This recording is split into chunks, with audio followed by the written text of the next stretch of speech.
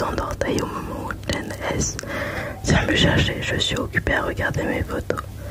Je les passe en revue avec Avi. Je suis un peu malade, désolée. Je les passe en revue avec avidité. Comme toujours, quand je m'autorise à penser à Ellie, j'observe attentivement les clichés noirs et blancs de nous quatre dans le cimetière, prenant des poses ridicules, comme des stars rock, de la cigarette au coin des lèvres. Le bec lièvre de Danny Boy passe presque inaperçu. L'acné d'Ellie se remarque à peine. Danny Boy disait que les chansons sont toujours à leur avantage sur les photos en noir et blanc. Il avait raison. Les photos sont petites, claires et carrées. L'appareil Land Camera ne datait pas d'hier, mais des années 1960. Le premier modèle d'appareil photo à développement automatique, une sorte de Polaroid. C'est ma grand-mère qui me l'a offert. C'était un appareil à souffler qui me donnait l'impression d'être cool. On avait trouvé des films dans un magazine photo près de Macalester College. C'était une recharge. Il fallait la glisser dans l'appareil, prendre la photo, arracher la languette sur le côté de l'appareil, extraire le film et mettre en marche les petits minuteurs. Quand il sonnait, on séparait la photo de son négatif et nous apparaissions en noir et blanc, élégant, comme on viendant.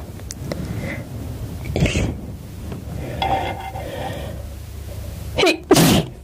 Pardon. Hey.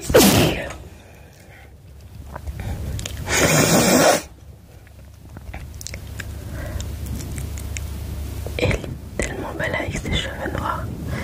Et moi, pauvre petite idiote, les bras croisés sur ma poitrine avec mon pull troué et mes cheveux gras qui, en vrai, tout le monde en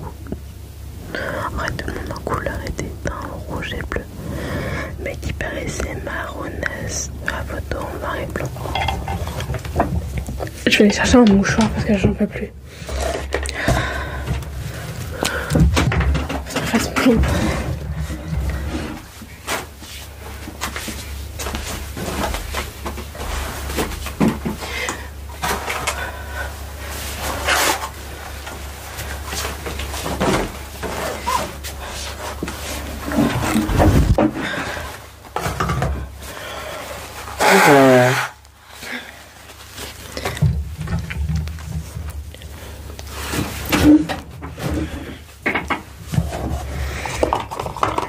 Désolée s'il y a beaucoup de pauses.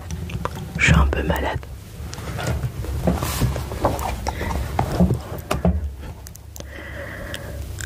À côté d'Ellie, un porte-rideau qui aurait eu l'air moche. Cool, Jensen se penche pour mieux voir. Mais je ressemble. Je remballe les photos sur le tissu et les glisse sous mon oreiller. Allez mec, montre, fait-elle en soupirant. Bon, d'accord, comme tu voudras. Alors suis-moi. Barbero, t'attends dans la salle de jeu. On a une surprise pour toi. La salle de jeu sent encore le popcorn que nous avons mangé devant le film plus tôt dans la journée. On y a laissé les athlètes vite sur la table ronde. Jensen en essuie le bord d'un doigt mouillé qu'elle suce pour récupérer le sel et le reste de beurre solidifié. Grognant de plaisir, Barbero retrousse ses lèvres molles. Schumacher, dit-il, tu me tues. Elle hausse les épaules, essuyant son doigt sur l'ouvre de son t-shirt vert informe. Elle plonge la main dans l'un de ses bacs fourre-tout pour fouiller et en sortir un jeu de cartes préféré. Les bacs de toutes les couleurs sont remplis les uns les autres contre les murs beige de la salle. On y trouve des cartes à jouer, des boîtes abîmées de crayons, de couleurs, de feutres, de jeux.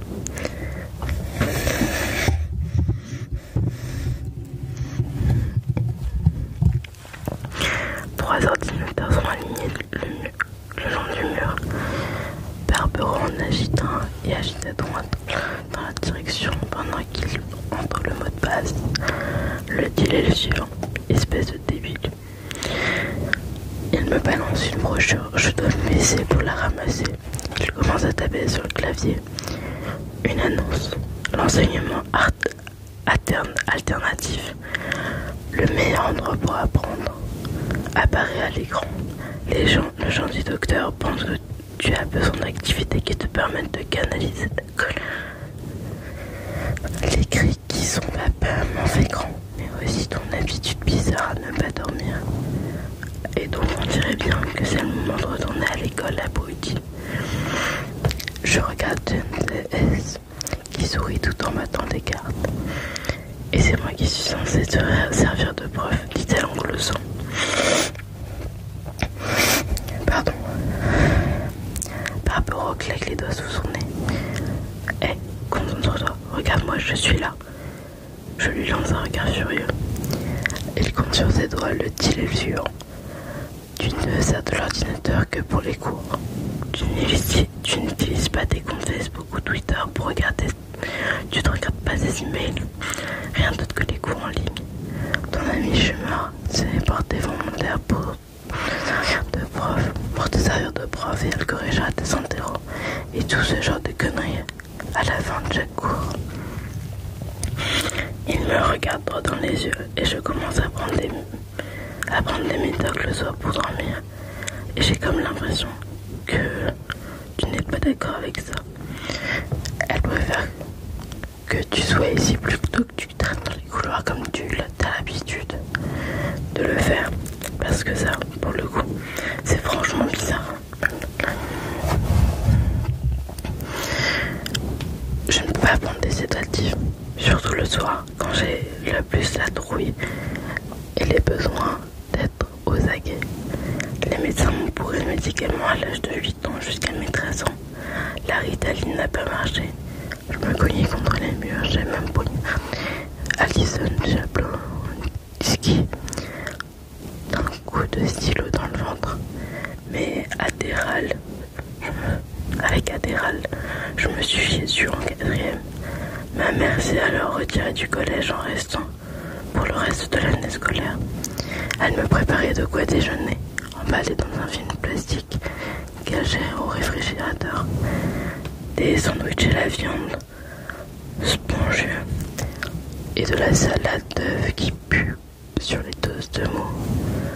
Le Zoloft me donnait l'impression d'avaler de l'air très lourd et d'être incapable d'inspirer pendant quelques jours. Ici, la plupart des filles sont shootées jusqu'à la moelle. Elles acceptent toutes les pilules qu'on leur file sans brocher. Elles sont énervantes.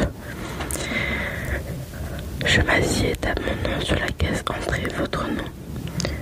Bravo, dingue. Merde, Bruce, fait Jensen, exaspéré. T'as manqué de la classe du jour où, à l'école, les infirmières on explique comment se comporter avec les malades. Je sais comment me comporter, bébé. Je peux le prouver quand tu viendras, quand tu voudras. Il se laisse tomber sur le canapé marron, au ressort grinçant, et sort son iPod de sa poche. L'un des murs est occupé par une grande baie vitrée. Le rideau est ouvert. Il fait nuit dehors. Il doit être 22h passées. L'aile de laquelle nous sommes est une carrière étrange. Le whoosh des nœuds sur la flatte mouillée de Riverside Avenue monte jusqu'ici. Si je suis en cours, Casper serait contente de moi. La dernière fois que je suis allée à l'école, j'étais en première et j'ai été renvoyée au milieu de l'année scolaire. J'ai l'impression que ça fait des siècles. Je fixe l'écran et essaie de lire un paragraphe. Mais tout ce qui me vient à l'esprit, ce sont les mots connasse et salope griffonnés sur mon casier.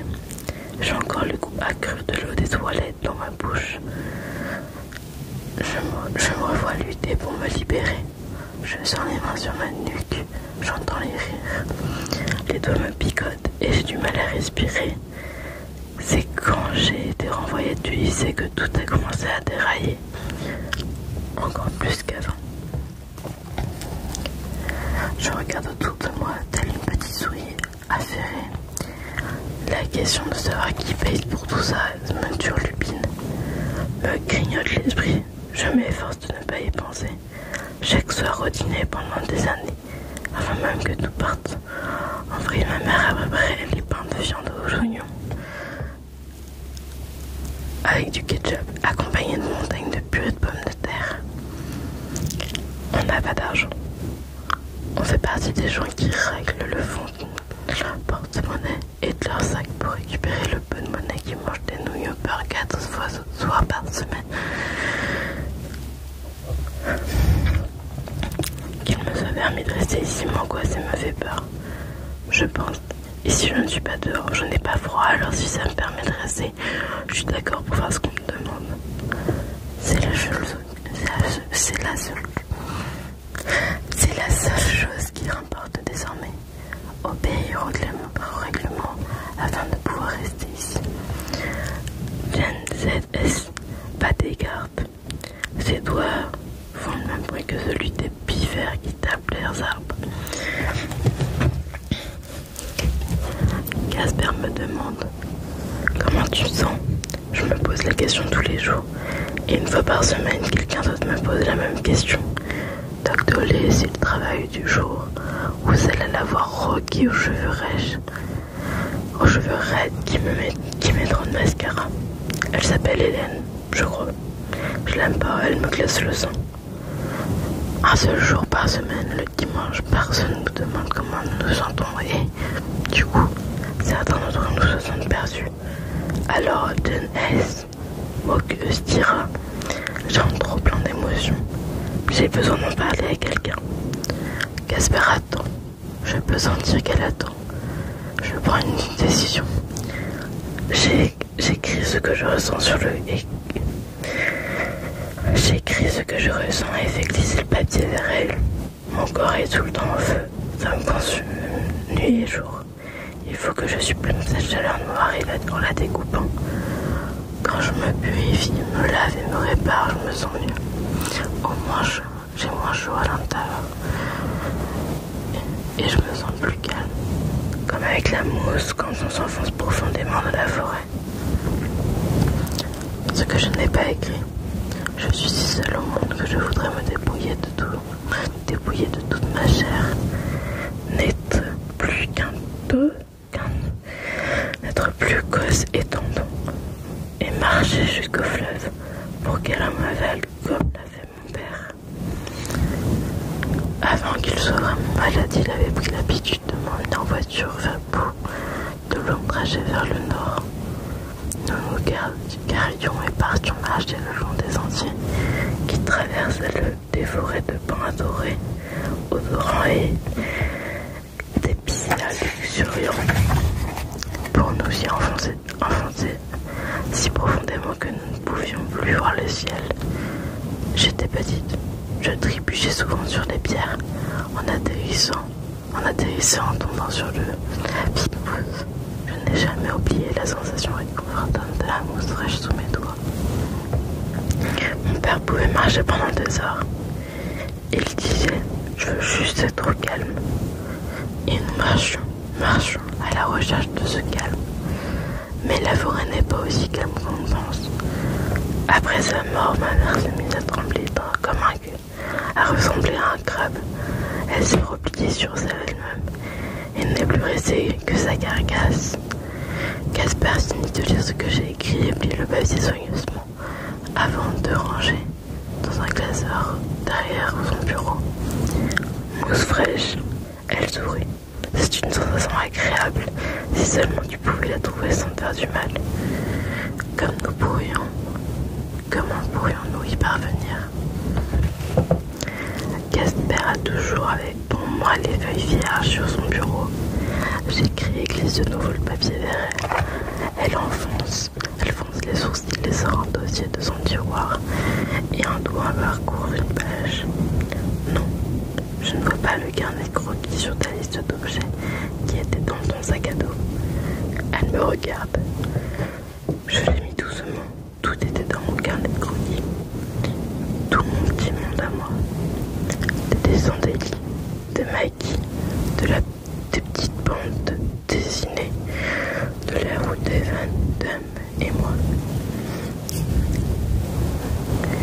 ça qui me picote. J'ai besoin de dessiner. J'ai besoin de m'ensevelir. Je gémis de nouveau. Casper semble aussi. Laisse-moi parler à mademoiselle Tony. Voyons ce qu'elle peut faire. Mon père, c'était des cigarettes et des carnets de billard rouges et blanches. C'était un t-shirt blanc sale, un fauteuil à bascule marron, des yeux bleus et des joues mal rasées. Oh, des omnisties. Quand ma mère le regardait en fronçant les sourcils, c'était des journées entières sans se lasser, sans se lever de son fauteuil, et moi par terre, remplissant des tas de feuilles avec des soleils, des maisons, des têtes de chat, à l'aide de crayons de couleur et de crayons à papier et de stylo. C'était plusieurs jours d'affilée avec le même t-shirt et le silence, ou au contraire plusieurs jours d'affilée passés à trop rire, un rire étrange qui paraissait le déchirer à l'intérieur jusqu'à ce qu'il n'ait plus de rire, mais des pleurs et des larmes qui coulaient le long de ses joues quand je grimpais sur ses genoux et me balançais avec lui, d'avant en arrière, au rythme des battements du cœur. À mesure que la lumière dehors changeait et que le monde autour de nous s'assombrissait.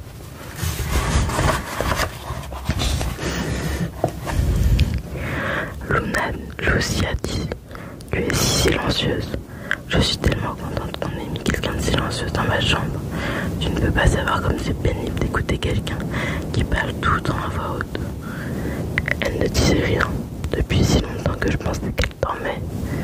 Elle ajoute, en fait je te parle tout le temps, tu le sais. Dans ma tête, je te raconte des tas de choses dans ma tête. Parce que j'ai comme l'impression que tu sais écouter. Mais je veux pas envahir ton espace mental, si tu vois ce que je veux dire.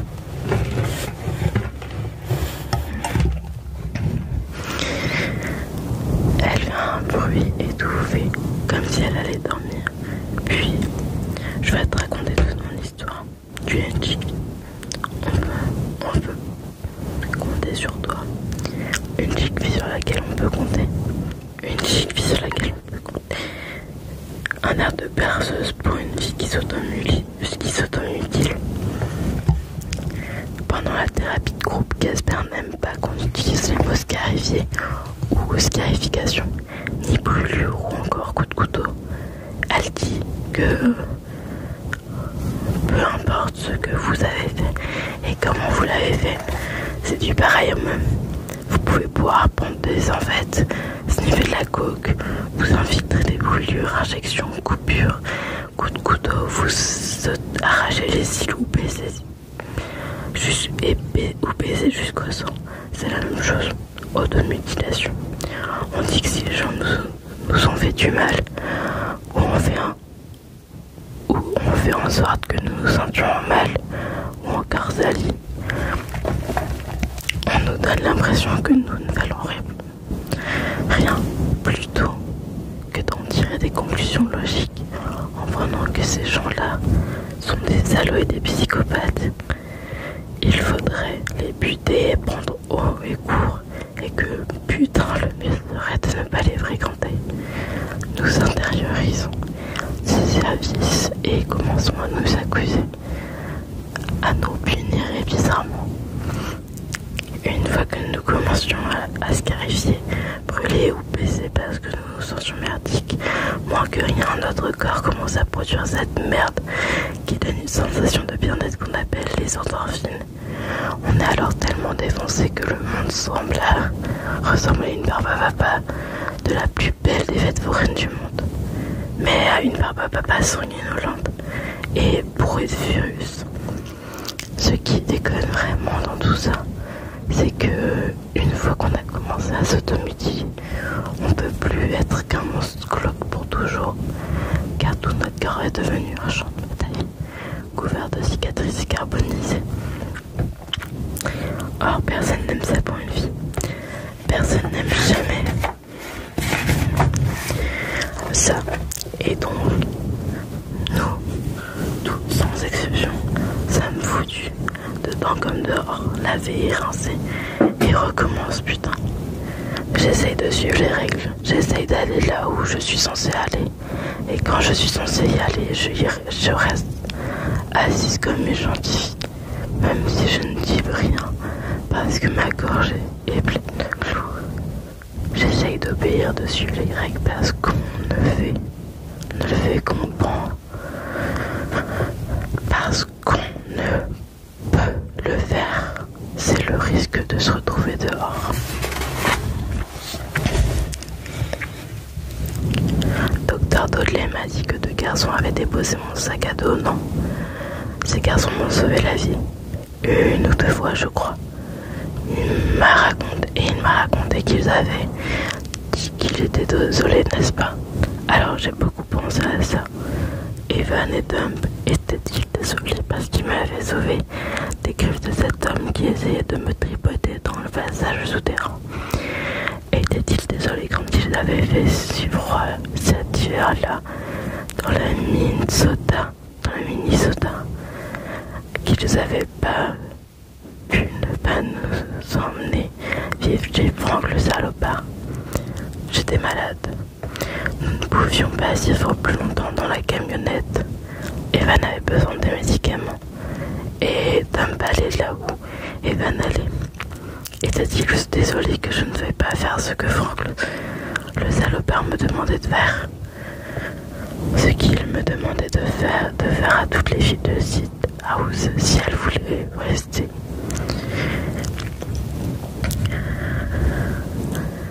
Était-il désolé de ne pas m'avoir laissé mourir dans le grenier de Sid House? Désolé.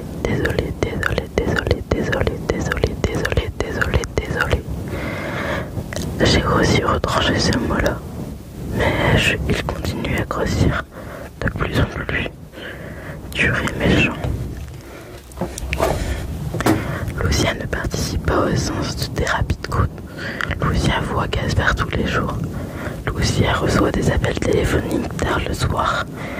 Alors elle s'adosse au mur de la salle de jeu et entortille le cordon du téléphone entre ses doigts, caresse doucement la coquette de la bande de ses ballerines. Lucia peut aller et venir à sa guise. Elle n'a pas besoin d'une autorisation de semi-liberté. Lucia chuchote dans le noir. Il faut que je te dise, tu n'es pas comme nous, n'est-ce pas? Regarde tes draps, ce lit, les médicaments, les médecins. Tout ça pue le fric, tu m'écoutes? Son lit grince quand elle se tourne vers moi, appuyée sur un coude. Dans la pénombre, ses yeux sont ovales, soulignés de cernes. Il faut te préparer, c'est tout ce que je dis. Mais je laisse les mots glisser sur moi. Ils sont doux et chauds. Puis elle me tourne le dos. Le fric. Je ne veux pas penser à qui paye ou ne paye pas. Je veux juste qu'elle se rendorme pour que je puisse manger mon sandwich à la dinde que j'ai cachée sous mon lit.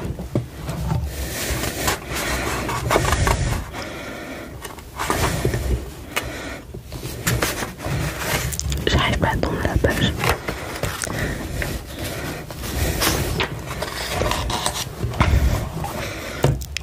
La porte de la salle de thérapie groupe joue. En s'ouvrant, Casper se faufile à l'intérieur, s'assit à côté de Sacha qui, en la voyant, sourit et frétille comme un jeune chiot. Casper porte un pantalon marron et ses bottes de lutin. Un bandana rouge retient ses cheveux presque jaunes, à la manière d'un serre-tête. Et avec ses boucles d'oreilles presque de lune et de joues rouges, j'en dirais un super arc-en-ciel. Je me demande de quoi elle avait l'air au lycée. Je devrais peut-être bien élever. Du genre à tenir ses livres serrés contre sa poitrine, à être toujours bien coiffée et à se mordre les lèvres pendant les examens. Elle figurerait probablement dans l'annuaire du lycée et était sans doute membre d'un club de maths ou de groupe de discussion. Mais sous la surface en apparence bien lisse, il doit y avoir chez Casper quelque chose qu'on ne peut pas voir, comme une blessure cachée, un tendre secret ou un truc de ce genre.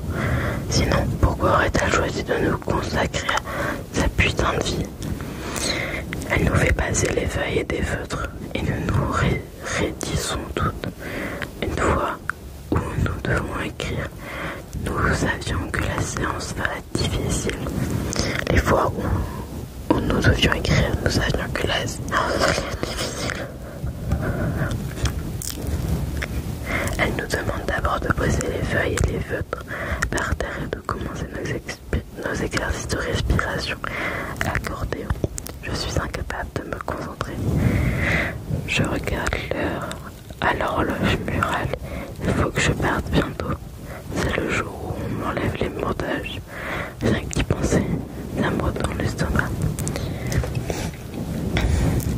Casper dit: j'aimerais que vous écriviez à quoi vous pensez avant de vous faire du mal.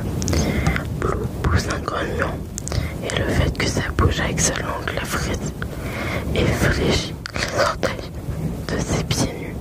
Elle ne porte jamais de chaussures. Des anneaux en argent brillent à droite de ses orteils. De loin, elle paraît aussi jeune que n'importe laquelle d'entre nous, mais de près, au réfectoire ou dans la salle de jeu, de profonds rides creusent le coin de ses yeux. Je n'ai pas dessiné depuis très longtemps. Je vais rarement à l'atelier de loisirs créatifs. Alors regarder Blue est difficile car ça me donne envie de prendre un crayon et mes fusains. Il y a quelque chose en elle que j'aimerais dessiner. D'abord, je n'écris rien. Je trace simplement des lignes avec mon feutre. Et je jette des coups d'œil furtifs à Blue pour faire son portrait. À grands traits peinés et exquisés. C'est agréable le fait dans ma main qui suit les contours de ses yeux méchants et ses lèvres bien dessinées. C'est un peu difficile avec les feuilles posées en équilibre dans ma cuisse, mais mes doigts n'ont pas oublié comment faire. Comme s'ils savaient juste attendu que je m'y remette. Les lèvres de Blue sont pleines, alors que ma bouche à moi est plutôt fine. Et elle disait, tu dois la souligner. Elle prenait alors mon menton entre ses doigts et appliquait un bâton de rouge à lèvres. Mais ça ne marchait jamais. Sur moi, ça paraissait ridicule. En me regardant, je ne voyais pas quelqu'un avec une belle bouche, mais plutôt quelqu'un avec une tache rouge au milieu du visage. Mon cerveau tourne en rond même quand j'essaye de dessiner Blue. Il se passe des choses auxquelles je ne veux pas penser maintenant. Des mots me viennent à l'esprit, tels que désolé, grenier, passage souterrain, me faire du mal. Sacha renifle, Francis se rate la gorge. Mon stylo écrit, éliminé, supprimé, tout coupé. Je pars le visage debout d'une grande croix rouge, froisse la feuille de papier et la fourre sous mes cuisses. Ici, Casper croise les mains, attend qu'ici ce qu'il a écrit. Ici se recure le nez et elle rougit. D'accord, dit-elle finalement, et d'une voix à peine audible à l'âge. Tu ne seras donc jamais capable d'en tirer des leçons. Tiens, ça t'apprendra. Elle ferme les yeux. Francis dit personne, le vide, qu'importe, et déchire son papillon. À force de pleurer, le cœur de Sacha est si boulant qu'il en dégage d'étranges douleurs. Qu'il en dégage d'étranges ondes de chaleur et s'éloigne un peu de la chaise. Je sens les yeux de Blue se poser sur moi. Sacha baisse la tête pour lire son papier et dit en suffoquant: toi, putain de gros cul, aussi vite qu'un morceau, qu'un moineau. Blue se lève et se dirige vers moi pour arracher la feuille de sous mes cuisses. Debout au milieu du cercle, elle me jette un coup d'œil furieux. Casper le regarde calmement. Blue, un avertissement.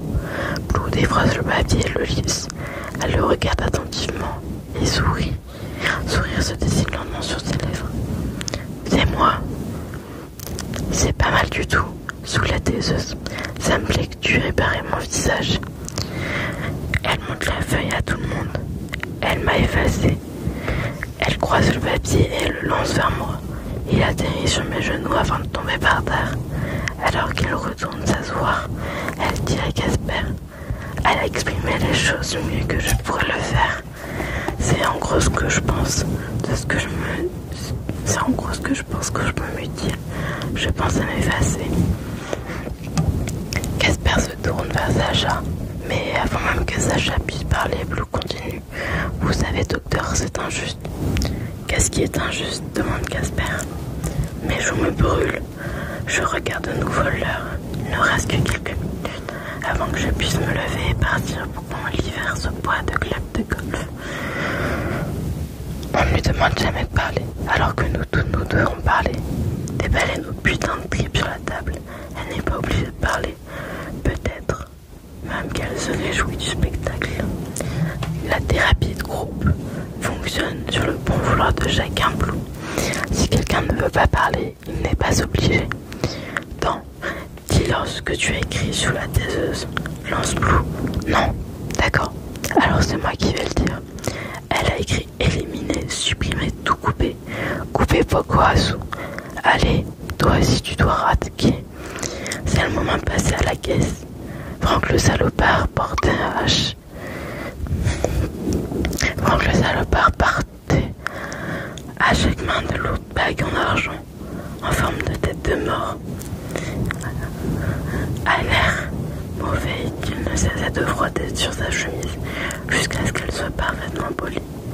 Ses cheveux étaient tachés, brûlés par un briquet. Il les enfonçait dans mon cou pour me soulever de terre dans le grenier. Evan et Dumb miaulaient comme des chatons derrière moi, mais ce n'était que deux drogués en manque. Je gelais dehors, la neige était tombée de manière inattendue.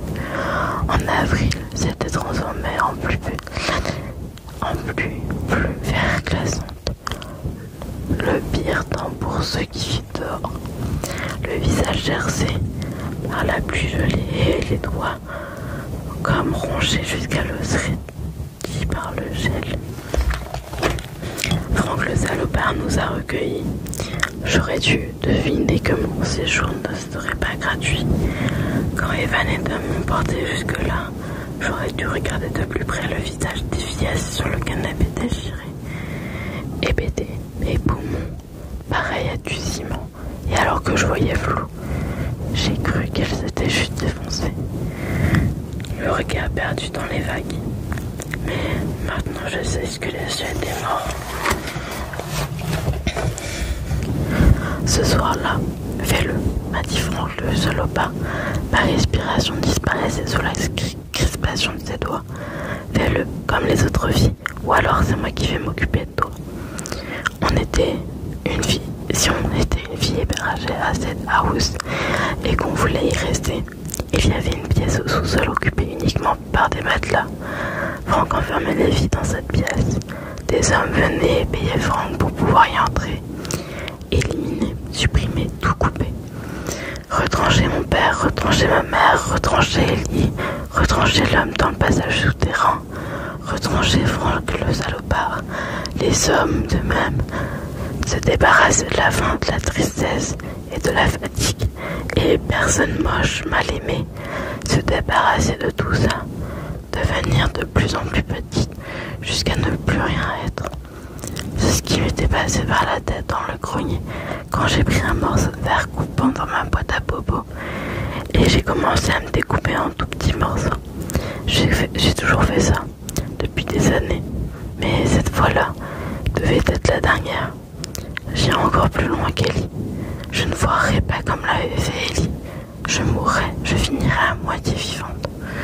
Cette fois-là, putain, j'ai vraiment essayé de mourir. Mais je suis ici finalement. La musique dans la tête me brouille la vue. C'est à peine si je vois Blue avec son air de phoque et ses dents pourries. Mais en avançant vers elle, je peux presque sentir que ça ferait d'écraser le visage sur le sol de la salle de thérapie de groupe. J'ai l'impression d'être à la fois très lourde et très légère, comme si une part de mon corps se déchirait et flottait au loin. Casper appelle cette dissociation.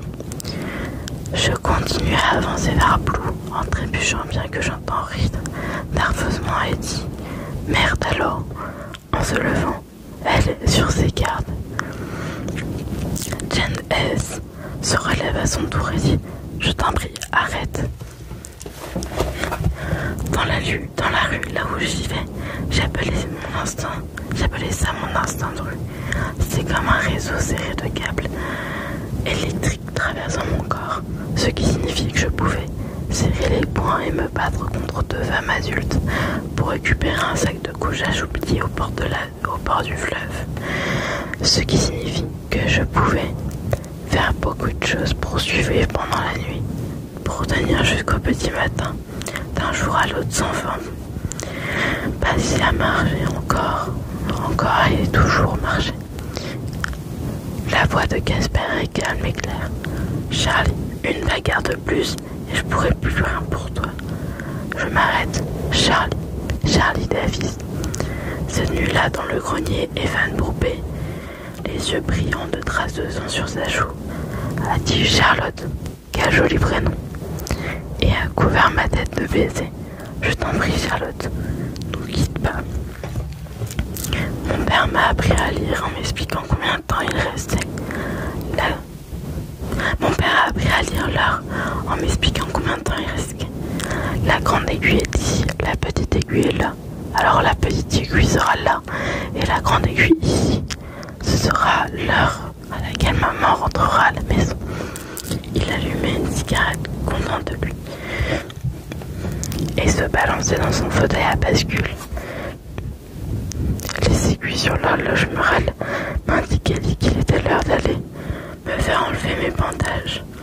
Sur ce potillon en plâtre qui s'accroche bêtement dans le tapis, j'avance en trébuchant jusqu'à la porte et je referme en claquant derrière moi. On va s'arrêter ici pour ce soir. J'espère que ça vous a plu. Moi j'adore. Bonne soirée, bonne nuit, dormez bien.